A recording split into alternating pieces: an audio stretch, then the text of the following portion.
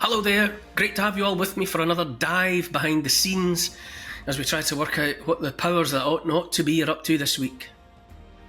It's extremely good to have all of you by my side. This channel, my weekly monologues, the history podcasts that I do are all made possible ultimately by your support. So, if you're not already a supporter, hit the channel subscribe button. Add comments when you have time and you're inspired so to do. Check out my website. And of course, sign up to my patreon.com site. It is the patreon.com site that powers all the work. So, to show your support and keep the wheels in the bus, go to patreon.com, find my site by name, part with the requisite small amount of cash and sign up. And for the price of approximately a cup of coffee a month, you get early access to all my new content, you get exclusive access to a weekly question and answer session, which is very popular. I answer the questions and nothing is off the table. You can ask me anything. The details are there. Okay, time for that monologue.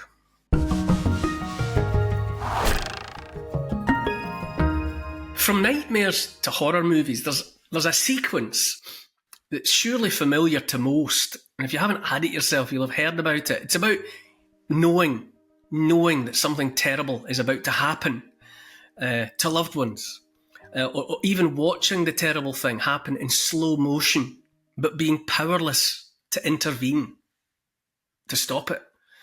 You know, maybe you're separated from the loved ones by soundproof glass, you're hammering your fists uselessly, unable to attract attention, or you're wading through treacle or mud in a hopeless effort to reach people before it's too late. Well, I'm haunted right now, not by a nightmare or by a horror film, but by a straightforward documentary film that is almost too chilling for words. It's entirely without hyperbole. You know, it's a straight forensic piece, but it scares the living daylights out of me. And that's even although most of its content were already familiar to me, but having it all in one place was very affecting. It presents a nightmare, right enough, something terrible that is happening right before our eyes, and yet, as though there's soundproof glass in the way, or our loved ones are somehow out of reach, the awful outcome only draws closer by the minute, seeming unstoppable. The film in question is called The Agenda. It's been made by an independent outfit called Oracle Films. The writer-producer is Mark Sharman, who may or may not be known to you. I've had him as a guest on one channel or another. Here is, well, it's the trailer to give you a sense of what unfolds across the better part of 2 hours. The lust to control other human beings is a story as old as time. There's a very strong drift in the direction of globalization, of the ultimate centralization of control in the hands of unelected officials at supranational organizations. They want all of the resources of the world in their pocket. The bigger picture is that an attempt is underway now to collapse liberal democracy and replace it with global technocracy. This is a coup. They're saying we can control with rules. We don't need currency anymore. It's like an inverted prison. You are supposedly free to roam about, but everything you want to access is behind lock and key. The potential for social control is gigantic and potentially irreversible. I'm not in the habit of publicising movies very much. But in the case of The Agenda, I make a rare exception. It goes without saying, I'm not being paid to publicise this thing. I just feel it's my obligation. Remember that advert for Coca-Cola from decades ago? That one with the new Seekers song on it, that thing about I'd like to teach the world to sing. I'd like to get the world, or as much of the world as possible, to sit down in front of The Agenda, and if possible, to learn the words of the script off by heart, so they could sing it to anyone that missed it.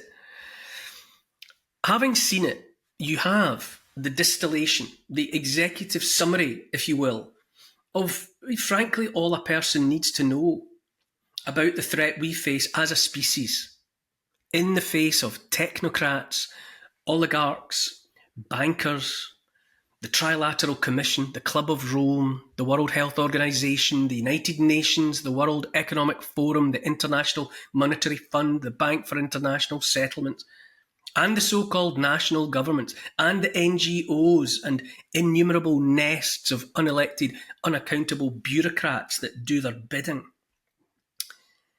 We all know that somewhere, if only metaphorically, a doomsday clock has been counting down, estimating the time between us and a man-made global catastrophe. And it's been tick, tick, tick, tick, ticking since 1947. And at any given moment, we see a headline telling us it's closer to midnight than ever before, the end of the world is nigh. I say the man-made catastrophe that most threatens us. And here, of course, we utterly disregard the colossal global hoax that is the climate crisis.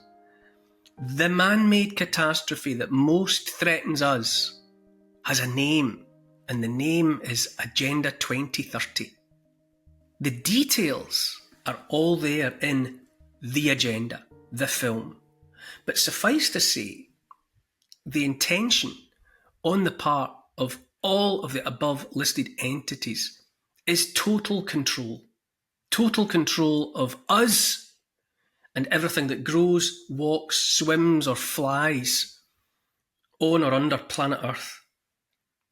Words like totalitarian and dictatorship do not and cannot do justice to the extent of the proposed overreach. Totalitarians and dictators sound almost romantic by comparison. Totalitarians and dictators have been with us and among us since the beginning. But the ambitions of emperors of old, of creatures like Stalin and Mao, were ultimately limited. Limited by logistics, limited by the tyranny of distance, limited by the reach of their intelligence services, limited by the might of their armed forces. What we are threatened by now, and what the agenda lays out in forensic detail, is something altogether new. The reach made possible by technology now means we're standing in the gate to a digital cage from which, unless we turn aside now, there may be no escape, no getting out. A handful of narcissist psychopaths has laid claim to everything on Earth, our lives included. Everything down to the air we breathe, the water we drink, and the food we eat. Everything that lives or grows or lies within the soils, sediments and rocks beneath our feet, every last grain of sand and blade of grass has been commoditised and claimed by those that have persuaded themselves the world is theirs, and to hell with us. You and me, we're in the way. We are the useless eaters. We are some of the carbon that they mean to reduce to zero. The agenda is a frightening watch. But I tell you now, watching it and knowing its contents is the vital first step on the road to recovery for populations addicted to the drug that has been used to make us compliant to all that's been happening. That drug being the C word, convenience. You'll have heard the term need to know, as in access to this information is on a need to know basis. Well, I'm telling you now, if you don't know this stuff already, or if you haven't had it laid out in front of you all in one place, then you truly need to know this. The future that's been planned for us, that's been rolled out under the guise of safety, security, control of borders, an end to poverty, an end to starvation, clean energy, saving the natural world. That future is not inevitable. Some of what must be understood is that when they talk about safety, they mean putting us behind the bars of a digital cage.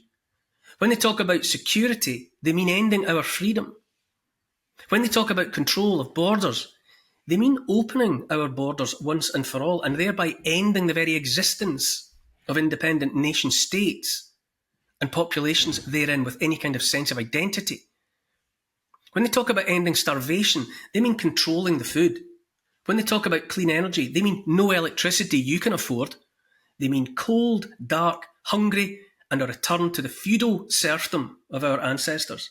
They mean one world government. They've been talking about one world government for over 100 years. They mean we will own nothing and be happy. They've told us so, and they're not joking. But I tell you now, if you're afraid, you're supposed to be. That's their plan. They want us fearful of everything, fearful of the neighbours, fearful of the air around us, fearful the planet's about to catch fire. They want us fearful and crawling on our hands and knees to them for comfort and solutions. The fear is the same fear that exists in the nightmares I mentioned at the start. The answer is the same. All we have to do is wake up and open our eyes. In that way, that nightmare future they have planned will disappear instantly and completely. As I say, do yourself a favour, watch the movie, and you'll see exactly what I mean.